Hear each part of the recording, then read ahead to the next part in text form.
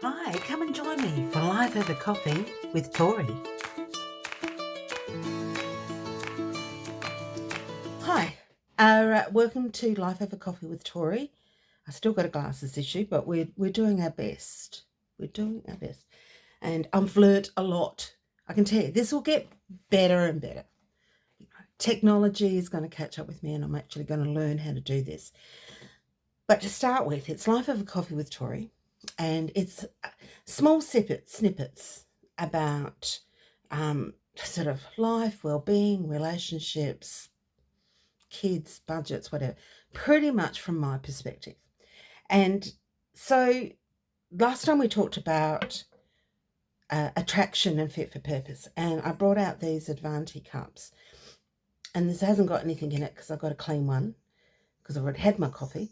And yeah, it's an Avanti one. It's thick like the other one, still the same issue, except, all right, this is more than a short black in volume, but not quite a mug, even though it's quite deceiving. You know, you sort of think, yeah, that's a cup. You know, the first cup of a coffee is when you really fancy one, you know, that first flavour mouthful is like, that's what I wanted. And then it's about the sixth zip or gobble of coffee that when you sort of go, right, that's so nice, I'm enjoying it, and you're down to the last mouthful. Nothing worse than being down to the last mouthful and the coffee's gone, especially if you go out and you've paid for a coffee.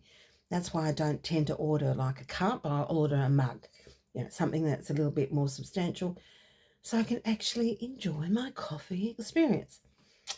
But we did talk about in the last time around, we talked about attraction and fit for purpose. And even though, yes, this is a coffee mug and you can use it and whatever, but with this one here, I want to talk about moving in together and marriage. All right, because some people, you know, there is a trend now for people not to move in together until they get married or pretty close to it. And oh yeah, this is an interesting little tidbit. So what ends up happening is that I have found in my marriage celebrant hat, I should have hats instead of cups, with my marriage celebrant hat, that when I ask couples about, you know, when they met, when was the decision made about getting married and all of that sort of stuff, it comes about normally that they've moved in together, moving in together due to one of them having a change of accommodation circumstance. Oh, you know, I don't like my flatmate, or the lease has changed. I need to move because it's not close to whatever. One person out of the couple has got an accommodation change. And they sort of go, you know, I love, you know, we get along, and that I love you. And, you know, well, why don't we try moving in together? You know, it'll be cheaper, blah, blah, blah, blah, blah. Okay, that's one. And normally the other person who has an accommodation, who is a little bit more secured, gets a little bit, I guess. Yeah. Because the person who's asking is expecting a response there and then. And unfortunately, not a lot of thought's gone into it. Not a lot of thought at all. Because do you really know this person? Have you really talked about finance? Have you talked how the domestics are going to be split up? Have you talked about how you're going to maintain your independent friendships? How is that going to be with your friends now? You may not be all have couple friends, you may have independent friends. There's a lot of little snippets that before you go ahead and say yes and then find that person's moved in and they're nothing like what you thought they would actually be, because dating and having sleepovers is totally different than living with somebody. And you'll find that unless you've discussed some of these ground rule type of things, you could come unstuck. And then you could find yourself stuck, that they're there all the time. And with that, it's very hard to move on, break up, financially work out who owns what, who owes what.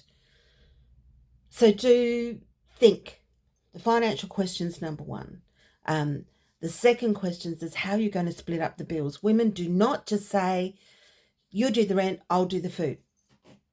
Everything, 50-50, everything along the lines. If you buy a piece of furniture together or an item together, decide who actually is that piece belong to.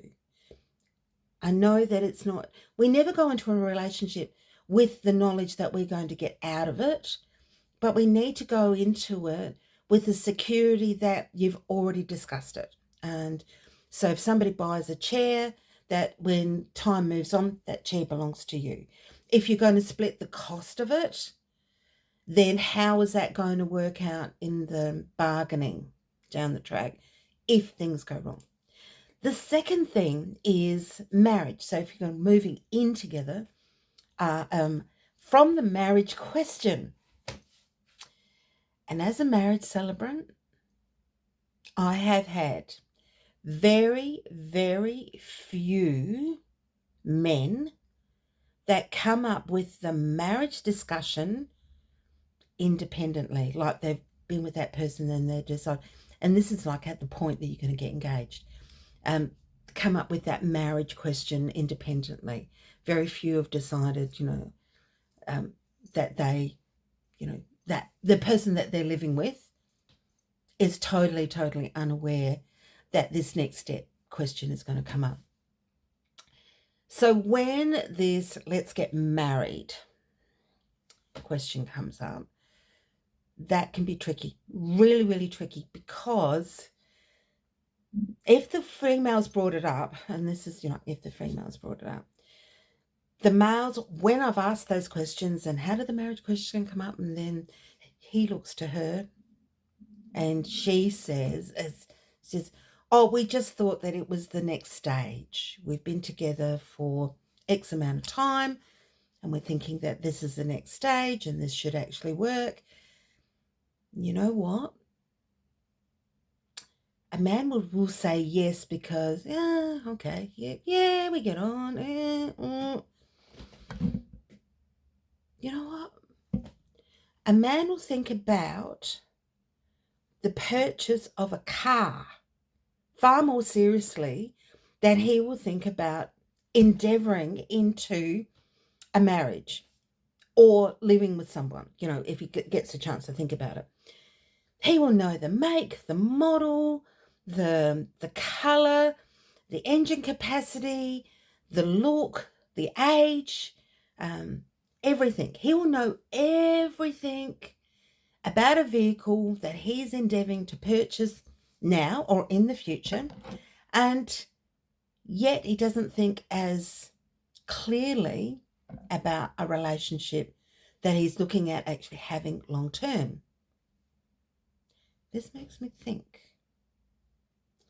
in a man's view, does he consider a vehicle which is a purchase has far more worth and consideration than a relationship or marriage that he's about to enter into, which, a car you can,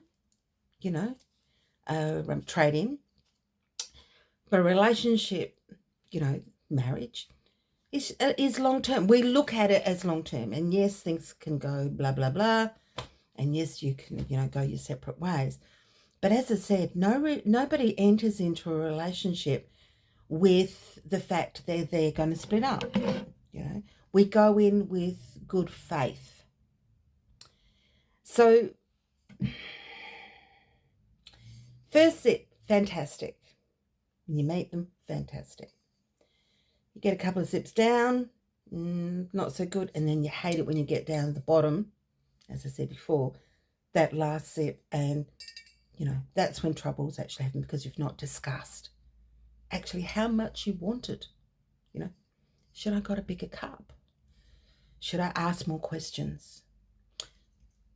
This is Life Over Coffee with Torrie, and what we'll talk about maybe relationships a little bit more down the track. Join me again next week. Thanks for watching Life Over Coffee with Torrie. Don't forget you can subscribe or leave a comment. I'll get back with you next week.